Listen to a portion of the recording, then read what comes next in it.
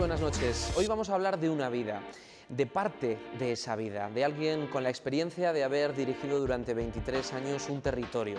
Para algunos hoy sigue siendo un país, para otros sigue siendo una comunidad y para otros sencillamente es Cataluña. Esta noche nos acompaña quien fuera presidente durante esos 23 años en Cataluña, el señor Jordi Pujol. Muy buenas noches. Buenas noches. Gracias por acompañarnos, por Placer. estar con nosotros y preguntándonos sobre todo dónde está ahora Jordi Pujol, que yo creo que no para, está viajando constantemente. Está retirado. ¿Está retirado, seguro? Hombre, está retirado de la política, ¿no? Está retirado de la política, ¿no? Y está retirado. Pero lo que pasa es que esto no quiere... Yo tengo una pequeña fundación donde nos dedicamos a cuestiones de tipo... Bueno, más bien de tipo de pensamiento, fíjese usted, una fundación que tiene como misión estudiar el IVA. Ajá. Bien, ¿para usted el IVA qué es? Ahora mismo, para mí, personalmente, una puñeta.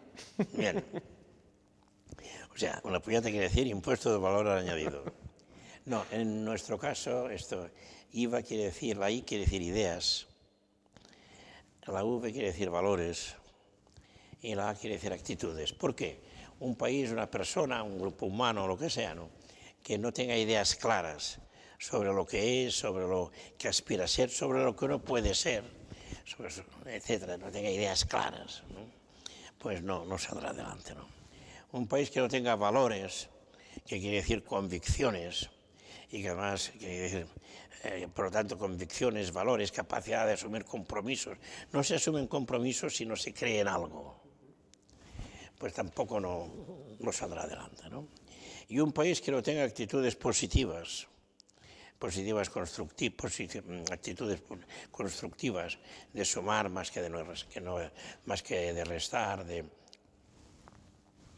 autoestima, de una ambición naturalmente una ambición bien dirigida,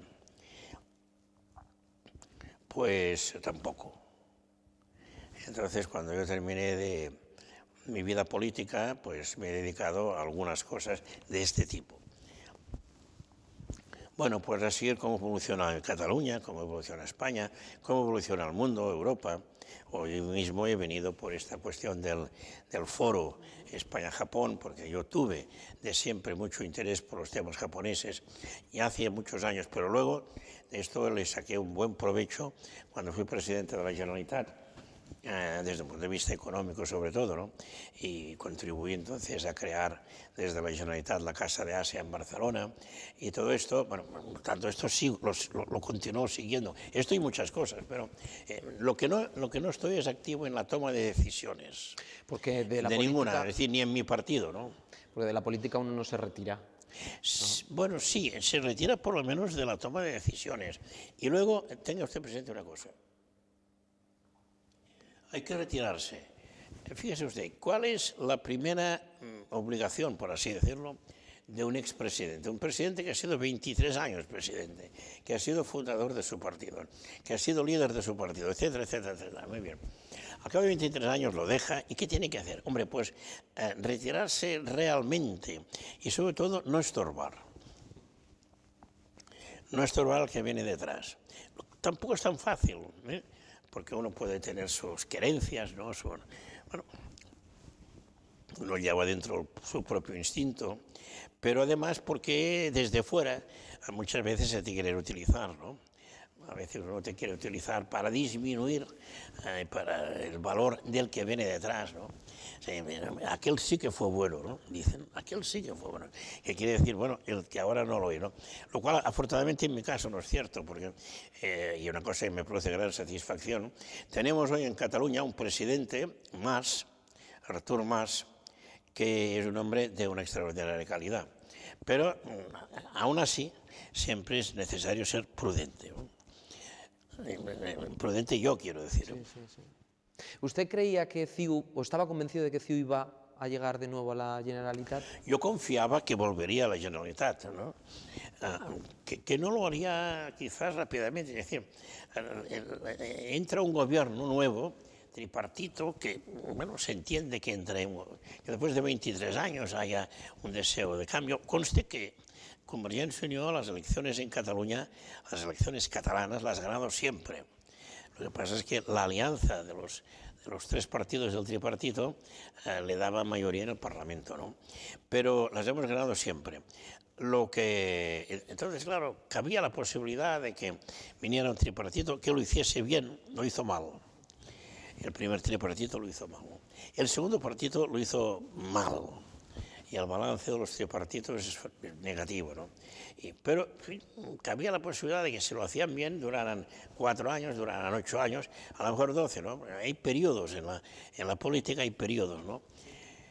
Pero bueno, y por lo tanto yo pensaba que sí volvería, a condición de que no se cumplieran los presagios que había en Cataluña y un poco en toda España. Convergencia y Unió, concretamente Convergencia, era un partido que fue importante, que lo es actualmente mucho, bueno, pero que algunos decían que era artificial y que era consecuencia solamente de un liderazgo personal, ¿no? Y que cuando yo me retirase y cuando la Convergencia y Unió, el principal partido nacionalista catalán, que éramos nosotros, perdiese el poder, y además ya hubo toda una operación del tripartito para que perdiésemos el poder no solamente en la Generalitat, sino en las diputaciones y en los ayuntamientos, etcétera, que entonces, como que este partido no era consistente, decían ellos, pues se va a deshacer, ¿no? Y no ha sido así. Pero bien, yo en eso tenía confianza, porque conocía lo que podía decir las raíces éticas de nuestro partido. Señor Pujol, usted ha dicho antes que efectivamente fue fundador de Convergencia Democrática de Cataluña. ¿Ve que en estos tiempos, en este siglo en el que nos encontramos, en España puedan surgir nuevos partidos? ¿O esta división entre PP, PSOE va a continuar muchos más? ¿A nivel español? Sí, en toda España. Yo lo veo difícil. Porque, claro, otro partido, y hay algunos que intentan aparecer, ¿no? Partidos, o sobrevivir por lo menos, y les cuesta mucho, ¿no? Creo que realmente hoy el bipartidismo, por así decirlo, está muy instalado en España, ¿no? ¿Y no beneficia a nadie eso? Bueno, depende, no beneficia porque los hábitos políticos españoles son malos. Pero, en fin, hay muchos países que funcionan a base de 2 partidos y funcionan muy bien. Pero aquí los hábitos políticos son malos, ¿no? Y han empeorado, se han degradado. Es decir, hay mucho enfrentamiento, mucho cainismo, mucha radicalización, bueno, y mucha incapacidad de atender a cuestiones de bien común, ¿no? Es decir, el sentido del bien común, esto que se llama el bien común, ¿no? O el interés general, está en crisis. Y entonces, claro, el bipartidismo entonces no funciona bien. ¿Y en Cataluña? Porque usted era de los que... En Cataluña no tenemos bipartidismo. No, pero usted era de los que no creía que Joan Laporta al final iba a llegar hasta donde ha llegado, ¿no? Bueno, tenía mis dudas de si sacaría 3 diputados, ha sacado 4, bien. O no lo sabía, no sabía. Bien, cabía porque efectivamente hay un... Vamos a ver, en Cataluña, cosa que pasa un poco en toda Europa, pero no veo que en España vaya a pasar de momento, hay una cierta fragmentación de los parlamentos, ¿no? O sea, por ejemplo, en Alemania, hace 30 o 40 años, 30 años, entre los demócratas cristianos y los socialdemócratas, pues representaban, no sé, el 85%, y en algún momento casi el 90%, pongamos el 85% del electorado, ¿no? En cambio ahora los 2 grandes partidos, pues a duras penas superan los 2 tercios. Por lo tanto, ¿por qué? Porque han aparecido partidos nuevos, ¿no? Los liberales han crecido mucho más que no entonces, han aparecido el partido ese, los verdes, ha aparecido lo que llaman Die Linke, la izquierda, y entonces ahí, como en otros sitios, pues ha habido una fragmentación, ¿no? Y en Cataluña hay, por ejemplo, ahora mismo en las últimas elecciones, Convergencia y Unió debiera haber sacado, y hubiera sido así, bueno, que fuese así, mayoría absoluta, tal como estaban las cosas, ¿no?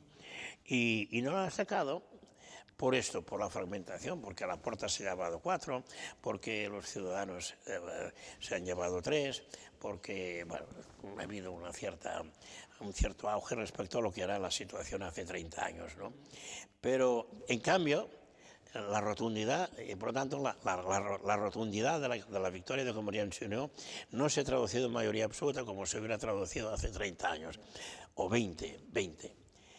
En cambio, la rotundidad esta sí se ha puesto de manifiesto en una cosa, ¿no? Y es que nunca como ahora, Convergencia y Unió ganando, incluso cuando había sacado mayoría absoluta, más que dobla, ampliamente más que dobla al segundo partido, que son los socialistas, ¿no? O sea, Convergencia y Unió tiene 62 diputados y los socialistas tienen 28, más que dobla, ¿no? ¿Y ese bipartidismo perjudica al nacionalismo?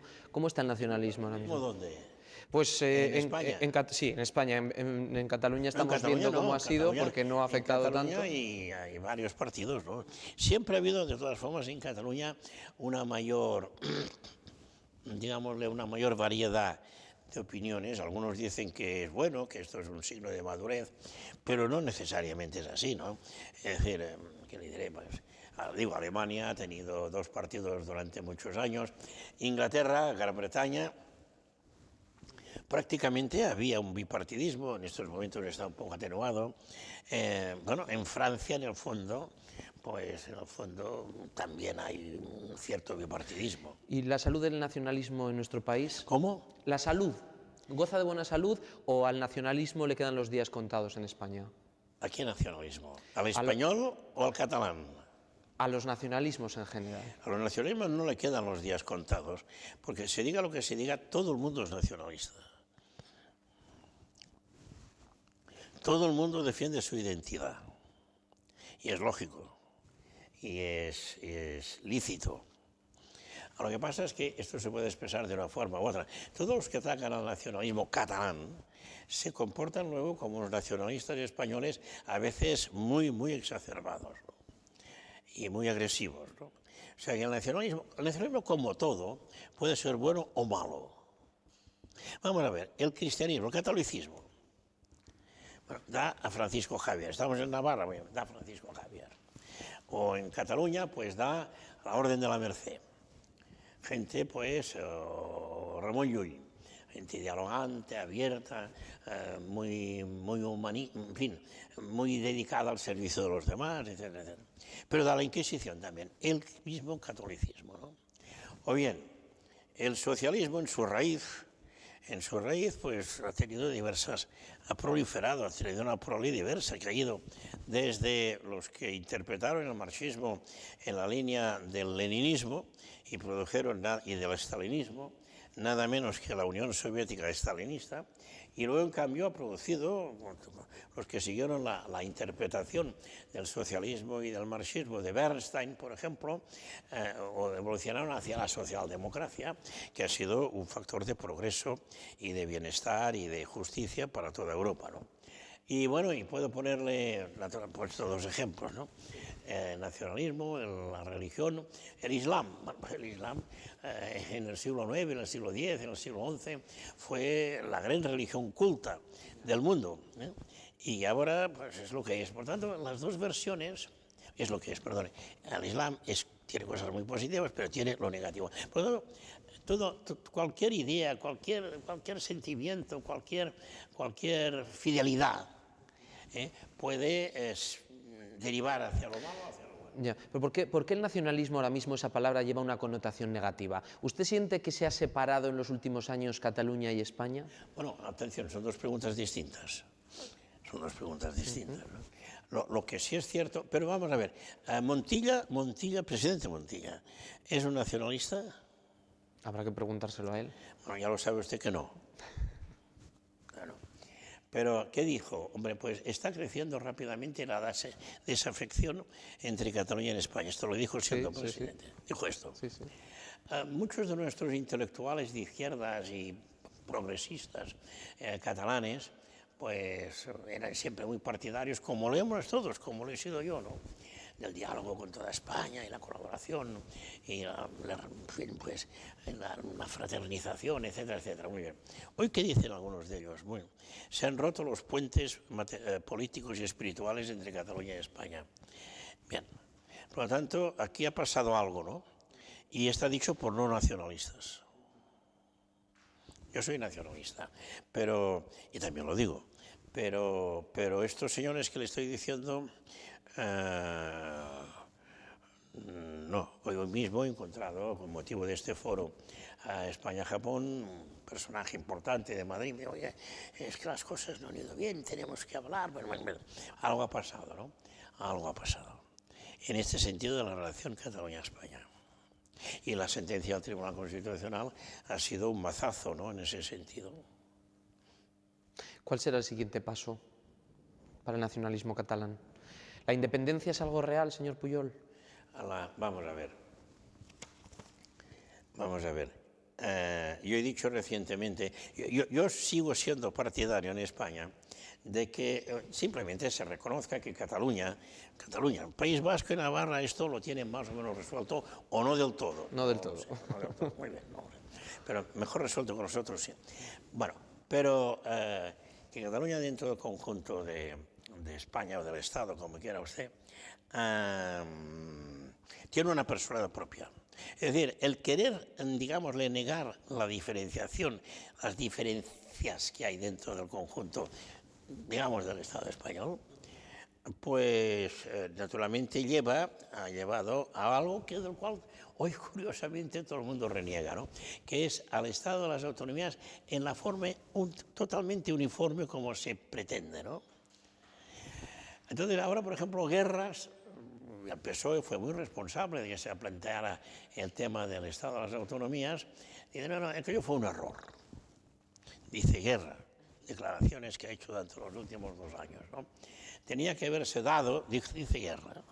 Si alguien se enfada, que se dirija a Guerra, a Alfonso Guerra, teníamos que haber hecho 2 autonomías, quizás 3, sobre todo 2 autonomías, que eran Euskadi, bueno, por supuesto Navarra siempre, pongamos 3, por lo tanto, y Cataluña, y, bueno, luego el resto, evidentemente, teníamos que haber procedido a la descentralización, pero no podemos haber hecho esta especie de... Y esto lo dice, no sé, lo dice gente hoy muy destacada. Lo dijo Bono hace 3 semanas, dijo Bono en unas declaraciones, un discurso en Madrid, es que fue un error. Sirvió para salir del paso y para apaciguar al ejército y tal, pero aquello no era una solución, fue una salida, pero fue un error. Lo dice Bono. Nosotros los manchegos, dice Bono, no, y si quiere le mandará las declaraciones, nunca habíamos pedido la autonomía ni la queríamos, ¿no? Pero un día nos llaman, oiga, manchegos, ustedes son autónomos, bien, busquen una bandera, busquen un himno y busquen unos edificios para poner unas oficinas, para poner la Generalitat, no, perdón. Sí, la Junta allí, la Junta de Castilla-La Mancha. Y esto fue así, podría ponerle muchos más ejemplos, ¿no? Y además la vocación autonómica también es distinta en los diversos sitios, ¿no? Yo cuando este lema en España, nunca menos que ellos, cuando dicen nunca menos que ellos, quiere decir nunca menos que los catalanes. No quiere decir nunca menos que los navarros, nunca menos que los vascos, nunca menos que los... Nunca menos. Bueno, yo les digo, ya, de acuerdo, nosotros tenemos una competencia, por ejemplo, que yo pedí y me la dieron enseguida. Competencias que las tuvimos que negociar 6 años. Esta en 4 meses me la dieron. Las prisiones. Cojan las prisiones. Hombre, no, que es un chiste. No, no es un chiste. Es que si hay vocación autonómica, si tú te sientes responsable en primera línea de lo que es tu pueblo, tu país, en este caso Cataluña, tú te quieres ocupar de todos los ciudadanos de Cataluña, de los presos también. Hombre, no, de los presos que los hagan desde Madrid. Otro ejemplo le pondré, ¿no? Una vez le pedí a una comunidad autónoma bastante próxima aquí, a Navarra, oiga, ¿y ustedes cómo es que después de tantos años no han pedido la sanidad? Ni la enseñanza. Hombre, no, ni hablar. La sanidad es una máquina de hacer déficit, que se la quede en Madrid. No, oiga, no. Entonces, ¿usted qué quiere? Hombre, yo quiero las carreteras, quiero las obras culturales, la obra social, lo que permite un cierto lucimiento, tiene un determinado poder político, un determinado poder económico, claro, pero la sanidad no. Bueno, pues entonces, ¿qué tipo de autogobierno es este? Autogobierno quiere decir responsabilizarse de tu país, de tu gente, en este caso de Cataluña, bueno, en mi caso, ¿no? Entonces, la sanidad no. Bueno, esto es un engaño. Yo incluso en un momento determinado le dije a Aznar, oye, a mí esto del café para todos no me gusta, pero ya que lo queréis aplicar, ¿por qué no traspasáis de una puñetera vez la sanidad a Madrid? Es que no la quieren. Luis Gallardo no la quiere, claro que no la quería, porque la sanidad en Madrid pues era un problema, como lo es en todas partes, y mientras nosotros cargábamos con la sanidad, nosotros, y Andalucía, y Valencia, etcétera, País Vasco, ustedes, ellos no la tenían, y por lo tanto el Estado, a través del Insalud, iba financiando la sanidad de la autonomía de Madrid, y bueno, estaban muy tranquilos. ¿Qué clase de vocación autonómica es esto? Esto no en serio, entonces. Ahí no hay sinceridad. En cierto sentido, no hay honestidad política. Tanta autonomía de todo el mundo para actuar de esta forma. Bueno, pues con esto quiero decirle que todo esto, que de todas formas durante 20 o 25 años lo hemos podido ir manejando, negociando, etcétera, y avanzando poco mucho, de repente, bien es verdad que allí han intervenido varias cosas, pero una de ellas es que desde Cataluña se hizo un planteamiento que yo no tengo inconveniente en reconocer que no se hizo exactamente, en fin, que algún fallo hubo, pero entonces se empieza a hablar del Estatuto de Autonomía, etcétera, y entonces todo el mundo empieza a agitarse, porque claro, en España hay un eslogan, ¿no? Nunca menos que ellos. Ellos quieren decir los catalanes. Todo el mundo se apunta. Cada vez que yo negociaba algo con Aznar o con Felipe González, sí, cuando yo bilateralmente, cuando yo le íbamos a decir, pero ahora tengo que consultarlo con mis varones. Bueno, entonces lo consultaba, entonces a ellos les daban lo mismo. Durante 6 meses o un año nosotros habíamos estado negociando, habíamos cargado toda la impopularidad, con el España se rompe. Por ejemplo, conseguimos un cambio en la financiación que consiste en que una parte del IRPF lo percibe directamente la comunidad autónoma, etcétera, etcétera. Todo el mundo se opuso, España se rompe, España se rompe. Por ejemplo, me acuerdo de... Bueno, es igual. Y en Navarra... Entonces, cuando lo conseguimos, todos se apuntan, ¿no? Y entonces dices, bueno, esto no se puede sostener, pues claro, esto se podría hacer con Cataluña, pero si lo hacemos con todos, bueno, lo hacemos con todos. Y entonces ahora sale pues Aznar y salen también algunos en el PSOE y de todo eso hay que reformarlo, hay que hacer marcha atrás. Bien, y entonces, claro, y entonces además el Estatuto de Autonomía, la sentencia es mortal para Cataluña. Si es esta la España que tiene que producir la democracia y la Constitución, esto es mortal. ¿Por qué? Afecta 3 elementos fundamentales. Le pido brevedad. Mire, primero, o sea, el autogobierno, las competencias. Hoy quedamos peor en cuanto a la forma de poder gestionar nuestras competencias exclusivas que con el Estatuto del 79. No con el estatuto que se aprobó en Cataluña, que se aprobó en el Congreso de Diputados, que se refrendó por... No, que quedaba mejor, pero ahora esto queda peor. Segundo, se incrementa el ahogo económico de Cataluña. Y tercero, se abren vías peligrosas desde el punto de vista de elementos identitarios básicos, fundamentales, de ser o no ser para Cataluña, que son algunos elementos identitarios. Uno de ellos, el tema de la lengua, ¿no?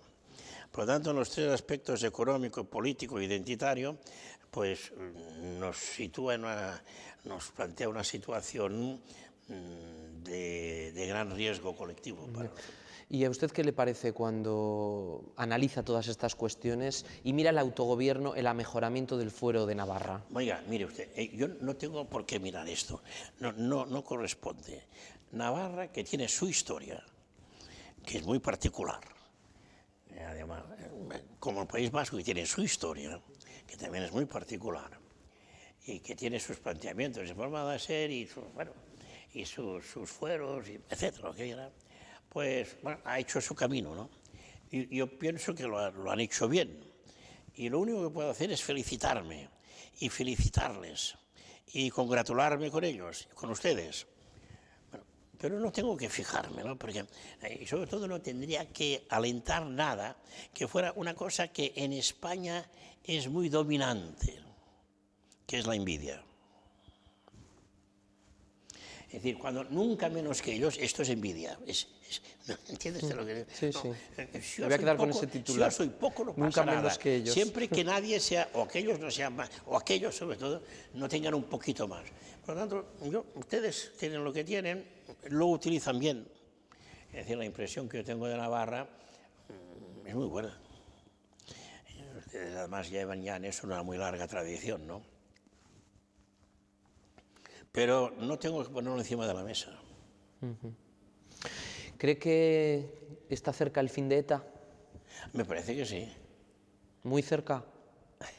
Yo creo que sí, pero ya yo no estoy en el meollo del tema, no sé nada, yo no sé nada, como puede esto comprender. Y me imagino que la gran mayoría de la gente que habla de esto tampoco no sabe nada. Pero lo que se advierte, lo que se nota, lo que se intuye, y lo que además sería lógico, es que se esté muy cerca. Señor Pujol, usted que ha cruzado ya la línea de los 80 años, Sí. ¿cómo ve la reforma de las pensiones? ¿Cómo ve que se haya estirado un poco más la edad de jubilación y cómo ha quedado? Bueno, usted que no para, que lo ha pasado con creces, los 67, y que sigue ahí, al pie del cañón. Vamos a ver, en España y en toda Europa, pasa que a España le ha costado mucho entrar en esto, ¿no? Ahora sí. Es decir, el acuerdo social que se firmó el otro día, pues es un hecho positivo. No sé si suficiente, pero está en la buena dirección, ¿no? Y tiene su mérito, un mérito que finalmente, no nos engañemos, ha sido posible gracias a dos cosas. Hombre, a la crisis muy fuerte, y luego a la presión europea. Es decir, vamos a ver, ayer la señora Merkel fue a Madrid. Bueno, fue a Madrid porque tocaba ir, fue una casualidad que tuviera que ir precisamente ayer, ¿no? Pero uno podría pensar casi que da la impresión que viene a ver si se han hecho los deberes, ¿no? Oiga, señor Rodríguez Zapatero, oiga, España, vamos a ver. No nos vayamos por las ramas, no hagamos más tonterías, ¿no? Hay que hacer esto y esto y esto y esto. Sí, no quieren ustedes entrar en una crisis muy profunda, ahora y en términos de futuro, ¿no?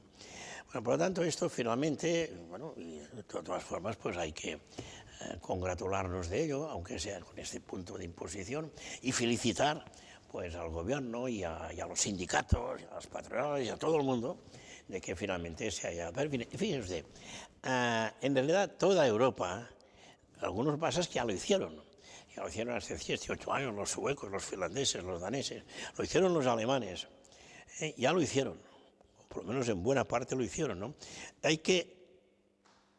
Mire usted, el mejor modelo económico-social que hay en el mundo es el europeo, el nuestro, el de España también, es el europeo. Pero hay que preservarlo, ¿entiende usted? El mejor modelo. Precisamente porque es el mejor, hay que preservarlo. Y para preservarlo, esta gente, los suecos, los daneses, los alemanes, los austríacos, los holandeses, los países más serios de Europa. Algo intentaron los ingleses, ¿no? Francia ha hecho algo, pero poco. Los países del sur no lo hemos hecho, España no lo ha hecho. Ahora empieza, ¿no? Pues estos, viendo cuáles eran las perspectivas, pues empezaron a hacer ciertas reformas que habrá que seguir haciendo, ¿no? ¿Usted cree que se tenían que haber convocado elecciones anticipadas en España? No lo sé. No lo sabe. Hombre, yo entiendo que Rodríguez Zapatero no lo haga, ¿no?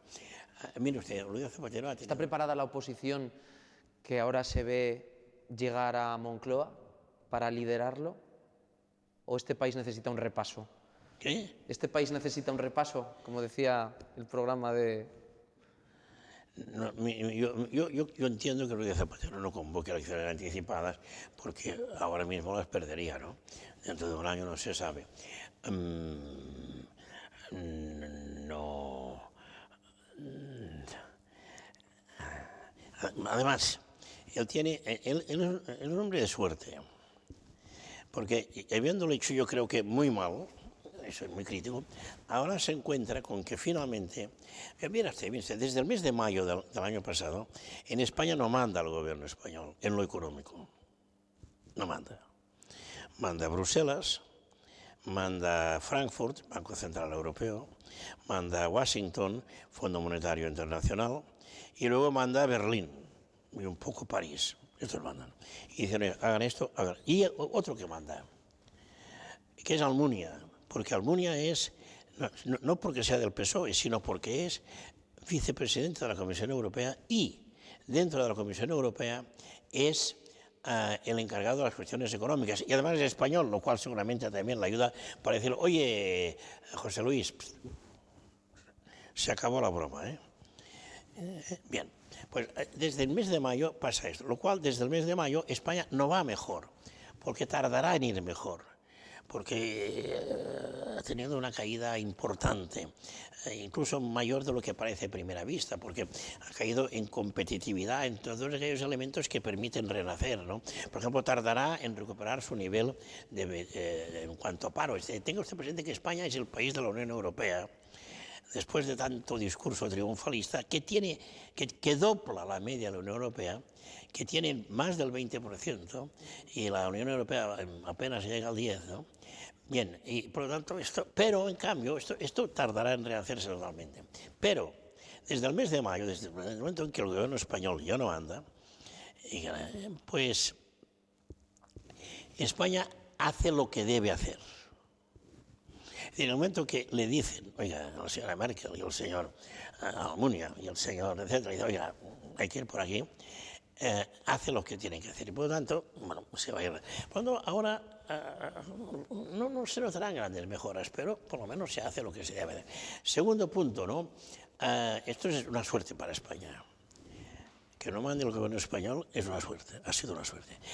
Pero Rodrigo Zapatero tiene también suerte. ¿Por qué? Porque a base de esta presión y a base de que realmente finalmente la gente se da cuenta de que vamos al precipicio, él se atreve a hacer, o le obligan a hacer, se atreve o simplemente lo obligan a hacer. Y luego viene la señora Merkel a ver si ha hecho los deberes y además impone deberes nuevos. Muy bien, muy bien, muy bien, pero ahora hagan esto. Vea usted, La Vanguardia de hoy, que pone así, primera página, esos titulares. Da el aprobado lo que se ha hecho y pone deberes nuevos. Entonces, por lo tanto, Rodríguez Zapatero tendrá la suerte de que finalmente, bueno, porque no le queda más remedio, hará aquello que tenía que hacer. Y entonces, si hace algo, que ya lo está haciendo, quiere decir, bueno, yo pensaba otra cosa, yo tal, en fin, las organizaciones sociales, todo aquello, los sindicatos, muy bien. Pero como que hay que hacer esto, yo me sacrifico, yo me inmolo, ¿no? Pero esto para su, digámosle, para su el balance personal. Bueno, perdone, le explico demasiadas cosas. Sí, porque estamos ya prácticamente fuera de tiempo y solamente le quiero hacer una última pregunta para terminar. ¿Qué futuro le espera a la monarquía en nuestro país? Bueno, yo no veo que ahora en estos momentos haya ningún movimiento Sucesorio. No, sucesorio, habrá la sucesión que tenga que haber, ¿no? O sea, está bastante bien, no, está muy bien ordenado, ¿no? No veo que haya un movimiento republicano. Hay en España, probablemente, es decir, las instituciones españolas, realmente cuando se dice, se piensa sobre todo en el Tribunal Constitucional, que ha sido un desastre, ¿no?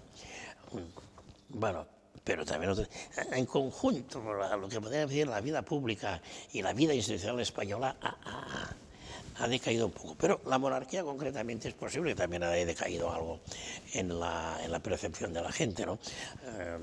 Diría que, por ejemplo, en Cataluña, y dice, bueno, nosotros somos objeto, pensamos muchos catalanes, de un muy fuerte ataque, no nos defiende nadie, tampoco la monarquía, ¿no? Es posible, no lo sé. Pero, finalmente, resumiendo, no veo, francamente, que haya riesgo para la monarquía en estos momentos. Muy bien, señor Pujol, pues muchísimas gracias, ha sido un placer. Podríamos estar aquí charlando otras 2 horas, pero el tiempo apremia. Muy bien. Y es oro. Muchísimas gracias. Gracias, hombre. Gracias. Gracias también a todos ustedes por habernos acompañado. Volvemos la semana que viene a este Cara a Cara.